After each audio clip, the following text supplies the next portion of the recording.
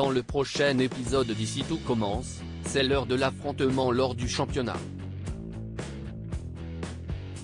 Tessier est bien décidé à éliminer ses concurrents. En cuisine, Jasmine inspire Samia. Attention, les paragraphes qui suivent contiennent des spoilers sur l'épisode d'Ici tout commence diffusé mardi soir sur TF1. Si vous ne voulez rien savoir, ne lisez pas ce qui suit. Mardi 24 janvier dans Ici tout commence. Ferrigno va-t-il battre les Tessier?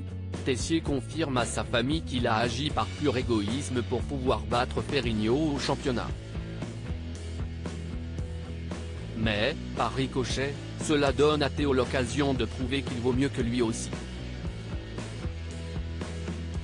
Pendant ce temps, Vic ordonne à Ferrigno de lui rendre la boîte à secret du cercle en le menaçant de diffuser l'enregistrement audio qu'il incrimine et dont elle a gardé une copie sur son téléphone.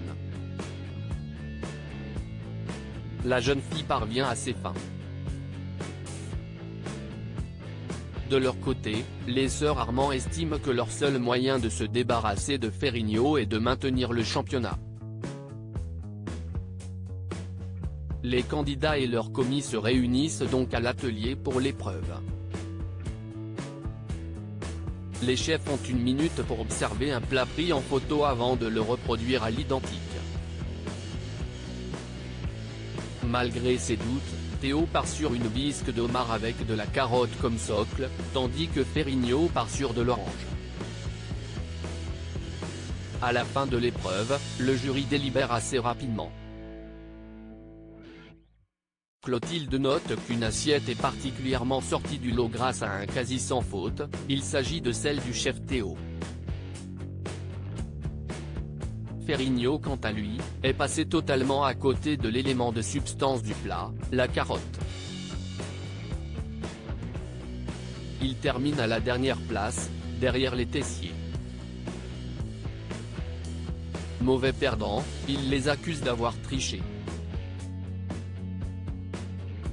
Mais Emmanuel rétorque que les fans de carottes étaient un indice sur les photos.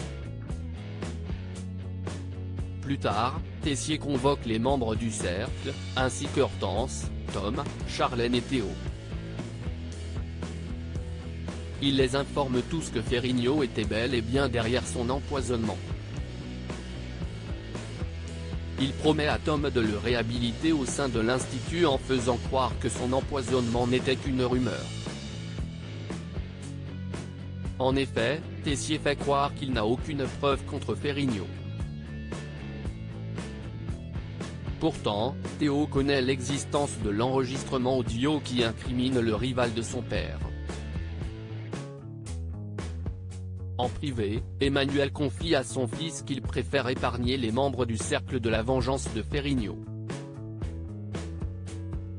Au moment où Ferrigno doit partir, les élèves forment une aie de la honte.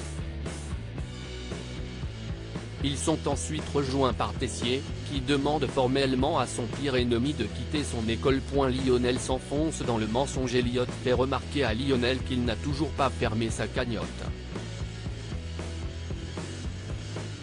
Ce dernier n'a pas envie de passer à côté de l'argent qu'il a réussi à cumuler sous l'identité de la chef Vaton.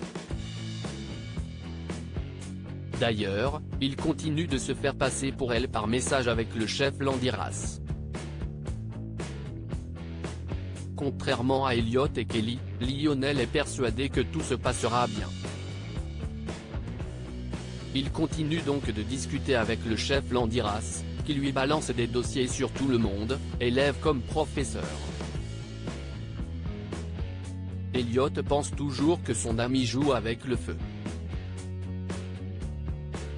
Et pour cause, Landiras finit par proposer à la chef Vaton d'animer une masterclass à l'institut. Elliot dicte donc une réponse à Lionel pour prétendre qu'elle est débordée pendant plusieurs semaines. Plus tard, Elliot parle avec Antoine de son futur restaurant nomade et de sa construction grâce à Joachim. Au même moment, Zachary passe au bureau afin de demander à son collègue de convaincre la chef Vaton d'animer une masterclass à l'institut.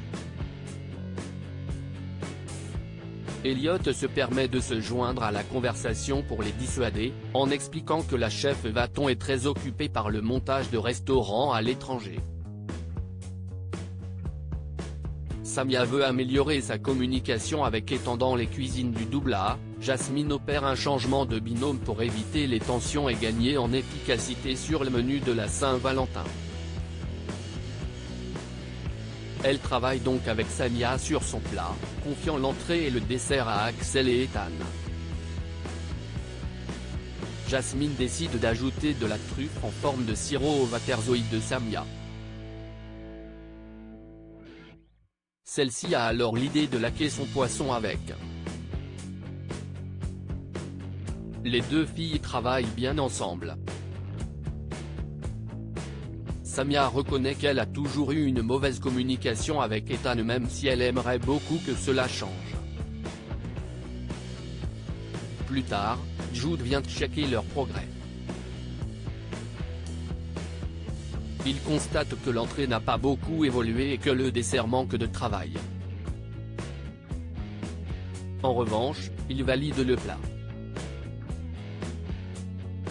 À la fin de la journée, Ethan propose à Samia de sortir boire un verre et de se raconter leurs histoires de famille. La jeune fille se braque dès qu'il s'agit de parler de ses parents ou de ses souvenirs d'enfance. Elle préfère juste boire un verre et y aller doucement.